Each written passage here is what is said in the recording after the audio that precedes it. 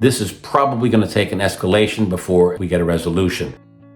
Good afternoon. This is Jim Perry at Perry Capital. It's Saturday, April 11th. It's been a good week for investors. The S&P was up 8% from its recent lows, and the price of oil is down 20% from its recent highs. The ceasefire announcement on Wednesday was a big catalyst for that move, even though it's fragile. And the initiation of peace talks is also very constructive, and that is ongoing as we speak. We are going to talk about the economics and market conditions which got us here, where we are, and what to expect in the weeks and months ahead. Perry Capital has believed since the beginning of this Middle Eastern crisis that the outcome would be favorable for humanity and investors. The reason we have thought that is that it's ultimately about the price of oil, and the price of oil in the future is lower than the price of oil in the present. Global markets are trading in a state of what they call backwardation. That means that you can buy oil about 15 months forward at $55 a barrel, lower than it was before the crisis unfolded. That's a very, very good sign. That can change, but we're watching it closely. Oil also is very, very important for global inflation, and global inflation is trading in a state of backwardation as well, meaning future inflation expectations are lower than present expectations. These are two really, really strong signals that, on top of the fact that the global economy is growing because there's so much liquidity out there, and the fact that the global population is generally getting wealthier because the standards of living are rising, these are good things for corporate profitability. So if we can maintain this trend, we would expect that the S&P 500 will make a new high this year. The foundation of the investment philosophy at Perry Capital is global liquidity. We are long and overweight technology and defense and the S&P 500 for the simple reason that global liquidity is rising and has never been higher. Global equities always perform in this environment. Having said that, it's really still about execution and earnings. FactSet, which makes a living forecasting these things, says that the S&P 500 will earn 12.6% in earnings growth in Q1. That, if it happens, will be the sixth consecutive quarter of 10% plus earnings growth in the S&P 500, which is extraordinary.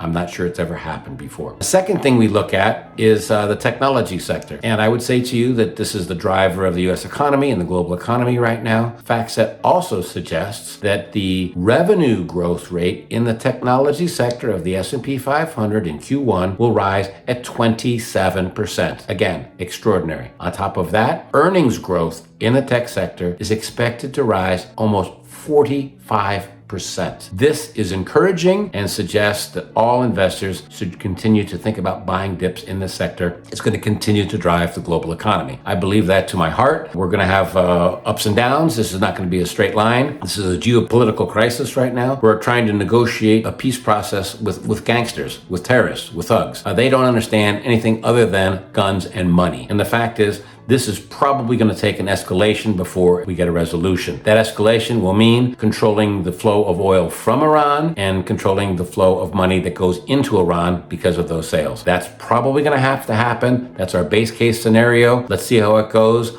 I'm optimistic, but it's going to be interesting. Good luck in the weeks ahead, and call me for any details that you would like from the asset allocation of the portfolio. Thank you.